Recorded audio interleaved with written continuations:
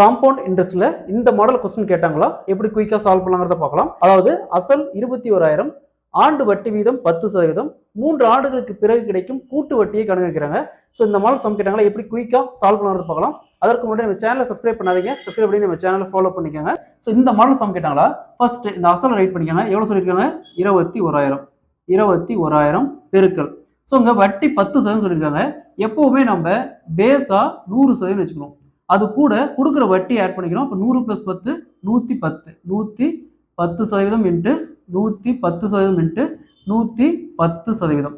அதாவது 3 வருஷம் சொன்னதுனால நம்ம 3 டைம் ரைட் பண்ணிட்டோம். இதே கொஸ்டினை 2 வருஷம் சொன்னாங்களா நம்ம 2 டைம் மட்டும் ரைட் பண்ணால் போதும். அடுத்தது இந்த மாதிரி பெருக்கல்ல பர்சன்டேஜ் வந்து 2 ஜீரோ இருந்துச்சுன்னா ஒரு பர்சன்டேஜ்க்கு 2 ஜீரோ கேன்சல் பண்ணிடலாம். ஸோ அப்போ ஃபர்ஸ்ட் பர்சன்டேஜ்க்கு 2 ஜீரோ கேன்சல் பண்ணிடலாம். இன்னொரு பர்சன்டேஜ்க்கு இன்னொரு 2 ஜீரோ கேன்சல் பண்ணிடலாம். இன்னொரு பர்சன்டேஜ்க்கு இன்னொரு 2 ஜீரோ கேன்சல் பண்ணலாம். ஆக மொத்தம் எல்லா ஜீரோ கேன்சல் ஆயிடுச்சு. அப்போ பேலன்ஸ் என்ன இருக்குது? 21 into 11 into 11 into 11 11 cube 1331 11 cube 1331 into 21 equal to 27,541. So இது பார்த்தோம்னா மொத்த தொகை. இது மொத்த தொகை. மொத்த தொகை அப்படிங்கிறது பிரின்சிபல், அதாவது அசல் பிளஸ் வட்டி ரெண்டும் சேர்ந்து தான் மொத்த தொகை. ஸோ ஒரு சில டைம் மொத்த தொகை கேட்பாங்க, கேட்டாங்க நம்ம டேரெக்டாக அந்த வேல்யூ போட்டுக்கலாம்.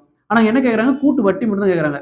அப்போ கூட்டு வட்டி கேட்டாங்களா, டோட்டல் அமௌண்ட் இதுல இருந்து பிரின்சிபலை மைனஸ் பண்ணோம். ஸோ 27,541 27,541 21,000 அசல் போயிடுச்சுன்னா மீதி என்ன இருக்கும்? 1 4 5 6 0 6,541 ரூபா. ஸோ வட்டி மட்டும் பார்த்தோம்னா 6,541 ரூபா.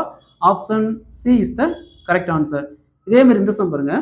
அசல் 1000 ஆனது ஆண்டுக்கு 10% கூட்டு வட்டியில் 3 ஆண்டுகளுக்கு பிறகு கிடைக்கும் கூட்டு வட்டியை காண வைக்கிறாங்க. இதே மாதிரி தான் இந்த சம். இந்த சம்மை சால்வ் பண்ணி ஆன்சரை கமெண்ட்ல போடுங்க.